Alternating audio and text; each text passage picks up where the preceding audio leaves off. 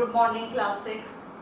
आज लगभग एक महीने की छुट्टी के पश्चात हमारी ऑनलाइन कक्षाएं और आरंभ हो गई हैं और मैं मंजू कर्नाटक फिर से आपके सामने हूँ आपको हिंदी पढ़ाने के लिए। तो बच्चों बताइए, आपकी छुट्टियाँ कैसी रही? इस बार तो आप लोग पार्कों में बाहर खेल भी नहीं पाए होंगे दोस्तों के साथ, बस अंदर ही अंदर रहे होंगे, अपने परिवार के साथ समय बिताया होगा। तो बच्चों, कोविड-19 की वजह से हमारे जो समाज की परिस्थितियां हैं बिल्कुल बदल चुकी हैं और हमें ज़्यादातर घर के अंदर ही रहना है। और हम पढ़ाई भी पिछले महीने भी हमने छुट्टियों से पहले भी पढ़ाई ऑनलाइन कक्षाएं आपके लिए आरंभ की थी और आज छुट्टियों के बाद भी हम लोग समझ रहे थे शायद जुलाई से परिस्थितियाँ ऐसी हो जाएंगी कि हम विद्यालय जा पाएंगे, आप विद्यालय आ पाएंगे, लेकिन अभी परिस्थितियाँ ऐसी नहीं हैं, तो फिर से ऑनलाइन कक्षा ही हो पा रही है। और बच्चों, आज तो अगर ऑनलाइन कक्षाएं होती भी हैं तो आपको सीखने के लिए तैयार रहना चाहिए, क्योंकि आप देख रहे होंगे अपने आसपास अपने बड़े भाई बहनों को, अपने फादर को, अपनी मदर को, अपने कजिन्स को, ज़्यादातर बच्चे आज घर से ही काम कर रहे हैं। बल्कि इधर तो मुंबई, पुणे, दिल्ली, गुड़गांव में जितने बच्चे थे वो लखनऊ लौट के आ गए हैं और अपने घर से ही काम कर रहे हैं। तो अगर वो घर से काम कर सकते हैं तो आप भी अपनी कक्षा की पढ़ाई ऑनलाइन कर सकते हैं और हो सकता है कि भविष्य में भी आपको इस तरह के काम करने की अपॉर्चुनिटी मिलेगी कि आप घर से ही अपना काम कर सकते हैं। तो बच्चों, मैं चाहती हूँ कि जो भी आपको पढ़ाया जा रहा है उसे आप इंटरेस्ट से सीखें।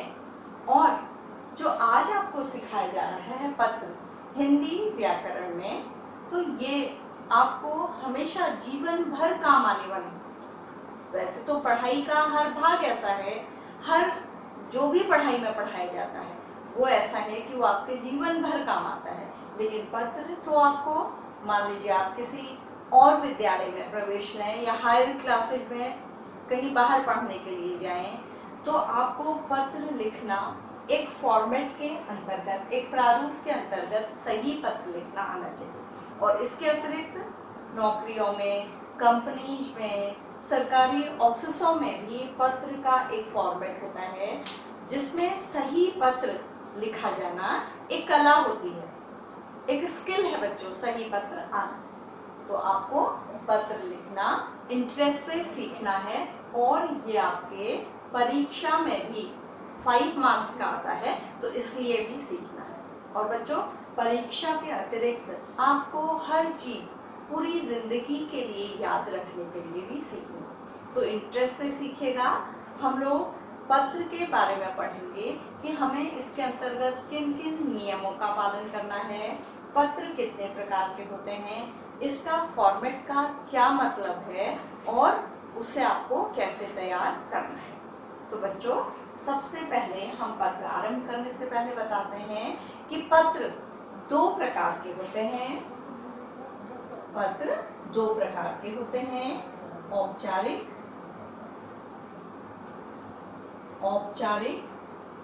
और अनौपचारिक।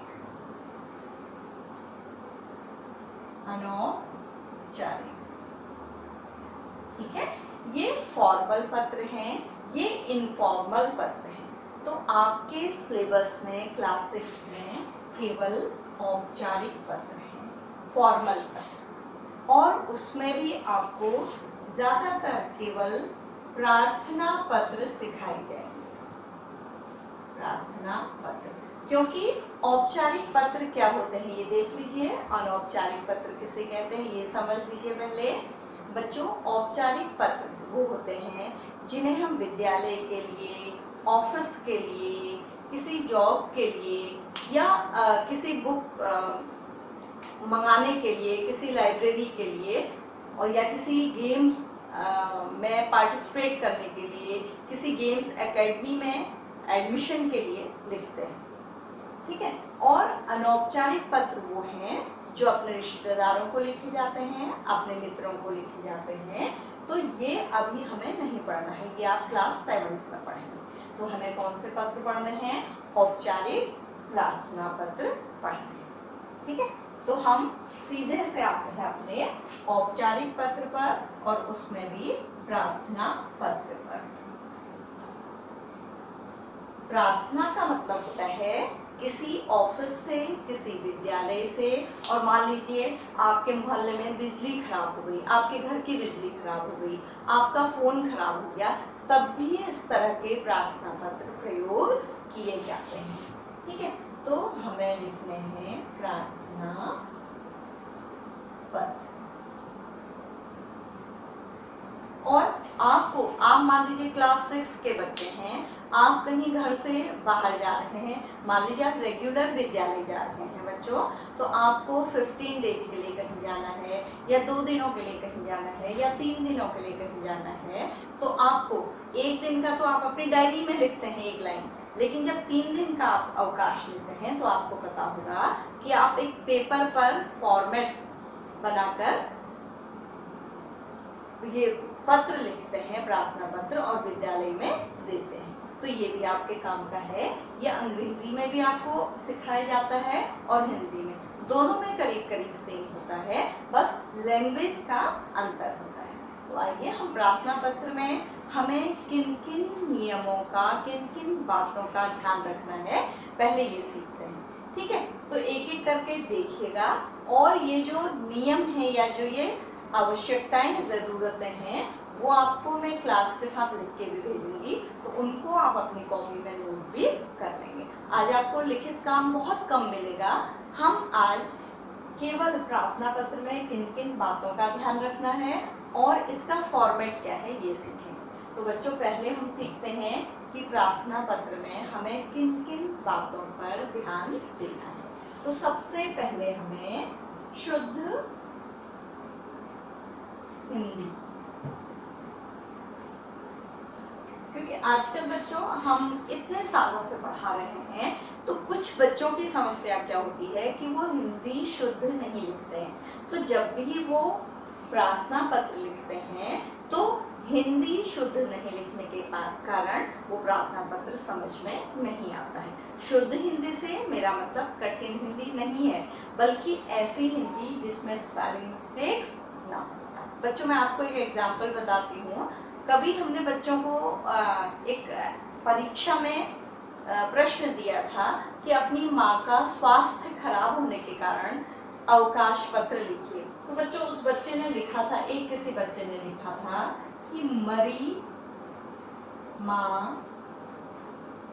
बीमार हैं, इस तरह से लिखा था। तो बच्चों, एक मात्रा के बिना मेरी क्या बन गया, मरी बन गया। और इसके अतिरिक्त बच्चे लिखते हैं, पिता को लिखते हैं बच्चे पीता।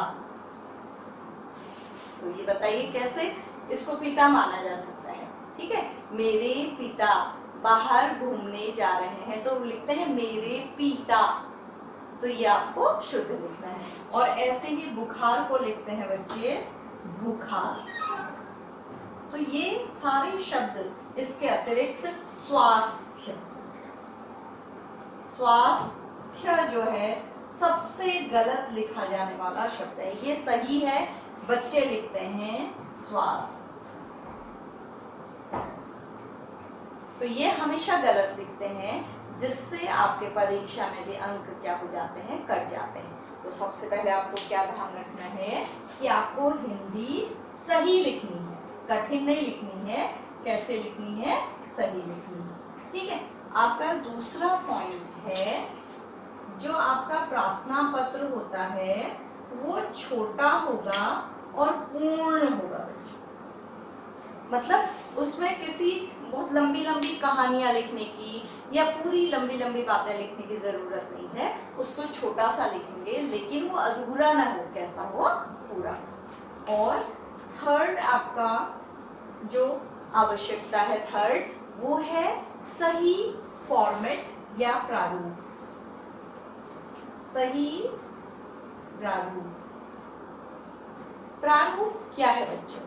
जैसे आपको, आप देखिएगा शिखा मैम जब ड्राइंग सिखाती हैं, मान लो जो चिड़िया बनानी होगी तो पहले उसके लिए क्या कहती हैं, कुछ सेंटीमीटर का फॉर्मेट बना लेती हैं इस तरह से, फिर उसमें वो चिड़िया बनाती है, मतलब उसका बाहरी आकार बना लेती है। जैसे हम बॉडी का शेप बनाए तो पहले हम सिर बना लेंगे, गर्दन बना लेंगे, इस तरह से पेट बना लेंगे, पैर बना लेंगे, ठीक है। फिर हम उसमें उंगलियां बनाना, आंखें बनाना, कान बनाना फिर करते हैं। तो हमने एक फॉर्मेट बना लिया, पहले आकार बना लिया, बाहरी आकार, फिर हम उसको क्या करते हैं, पूर्ण करते हैं। तो पत्र में भी ऐसे ही पत्र का एक प्रारूप होता है जिसके अंतर्गत फिर हम अपनी बात को लिखते हैं। तो ये सही होना चाहिए। ये प्रारूप मैं आपको बाद में बताती हूँ जब ये पॉइंट हमारे पूरे हो जाएंगे, ठीक है। अब जो हमारे विद्यालय को प्रार्थना पत्र लिखे जाते हैं बच्चों, उनमें नाम नहीं होता है। इसका मैं कारण बताऊंगी आपको। मान लीजिए आप परीक्षा में पत्र लिख रहे हैं, आप 10th के स्टूडेंट हैं, बोर्ड के, या कभी 8th का बोर्ड हो जाता है, तो आपको अपना नाम नहीं लिखना होता है, क्योंकि आपको कॉपी में बाहर से अपना नाम नहीं लिखना होता है, केवल आप रोल नंबर लिखते हैं। तो अगर आप अपना नाम लिख देंगे तो ये बोर्ड की दृष्टि से गलत हो जाएगा। तो इसलिए हम 6 से ही बच्चों को सिखाते हैं कि वो अपना नाम न लिखें, नाम की जगह क ग लिख दें या अब स लिख दें, कुछ भी लिख दें आप, ठीक है। इसका कारण है। लेकिन अगर आप बिजली विभाग को पत्र लिख रहे हैं, किसी ऑफिस को पत्र लिख रहे हैं, या किसी और विद्यालय में प्रवेश लेने के लिए पत्र लिख रहे हैं, तो आपको अपना नाम लिखना होगा, क्योंकि आपके नाम के बिना वो प्रार्थना पत्र स्वीकार नहीं होगा। तो ये नाम कब आपको नहीं लिखना है, जो विद्यालय के पत्र हैं उसमें नाम नहीं लिखना है, ठीक है। तो आपका 5वां जो आवश्यकता है वो है आपको छुट्टी का सही और स्पष्ट कारण।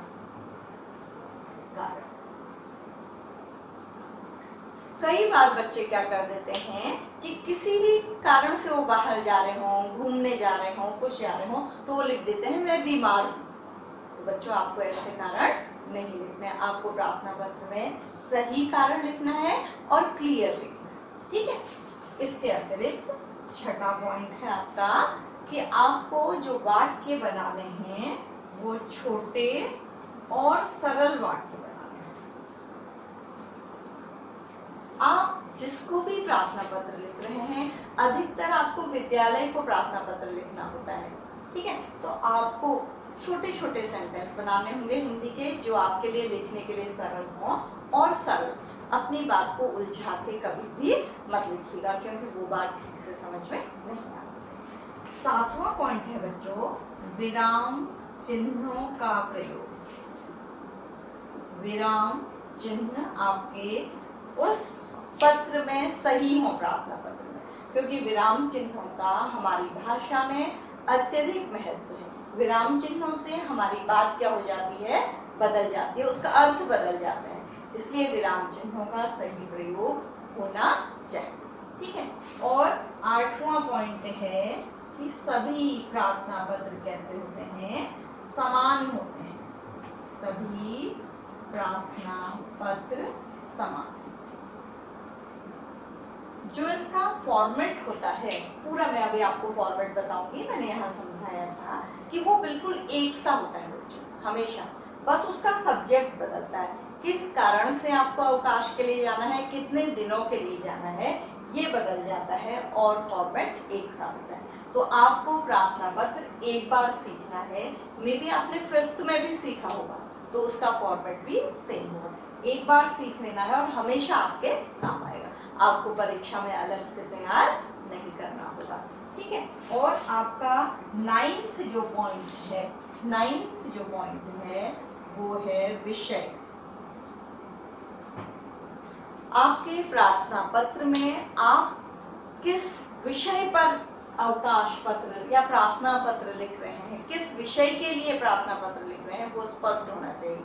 अवकाश के लिए, पुस्तक के लिए, किसी भी चीज, जैसे आप बिजली विभाग को पत्र लिख रहे हैं, बड़े होकर आप लिखते हैं, तो बिजली व्यवस्था ठीक करने के लिए ये विषय होना चाहिए। या पानी के विषय में, आप पानी के डिपार्टमेंट को पत्र लिख रहे हैं, आपके वहाँ पानी नहीं आ रहा है, तो पानी की आवश्यकता के लिए, तो आपको विषय सही लिखना होगा। ठीक है, आपका 10वां और महत्वपूर्ण जो पॉइंट है वो है दिनांक।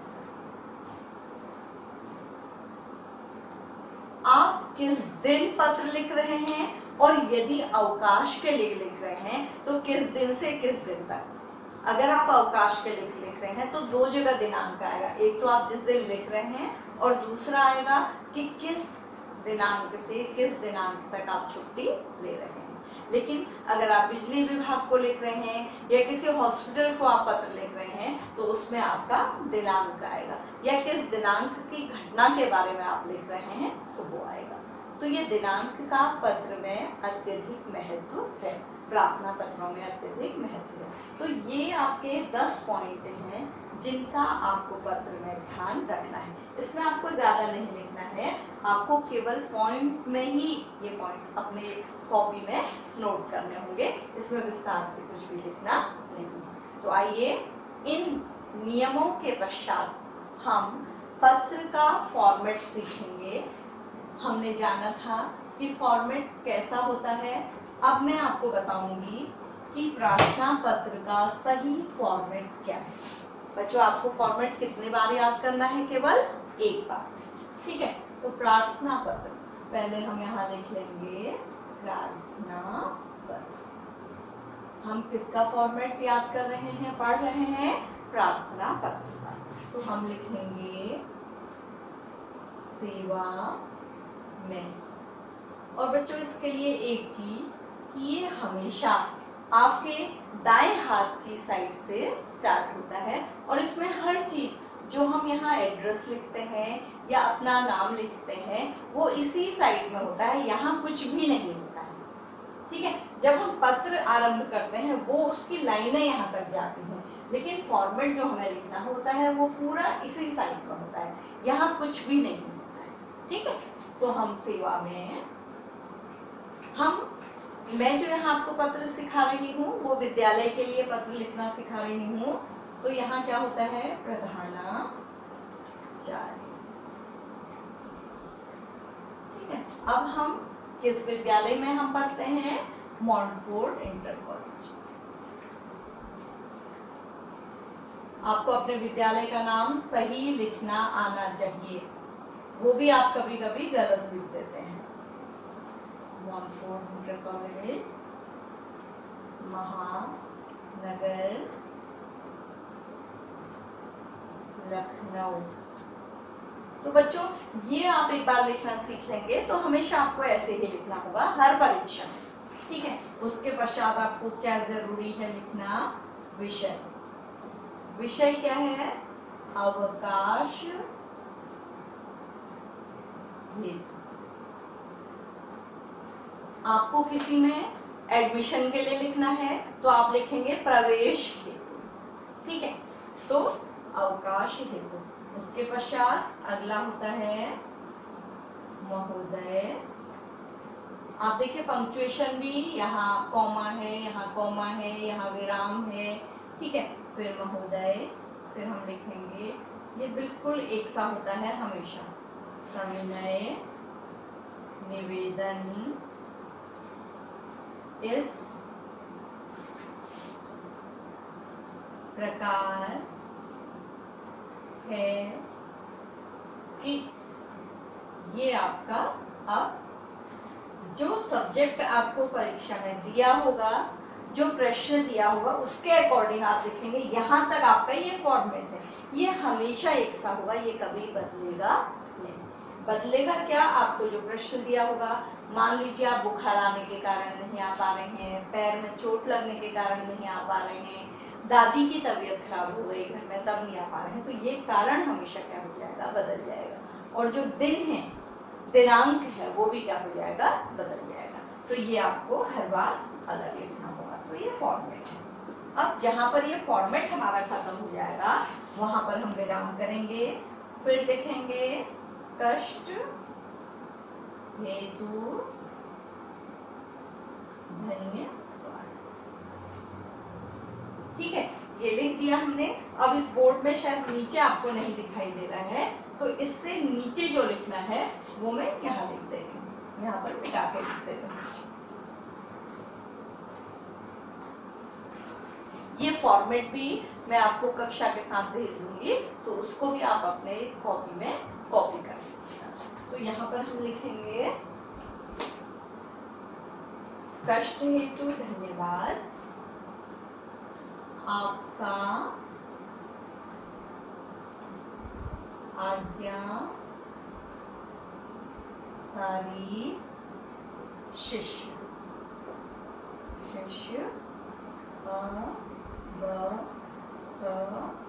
कक्षा 6 और सबसे नीचे क्या लिख देंगे, दिनांक, कब आपने ये पत्र लिखा।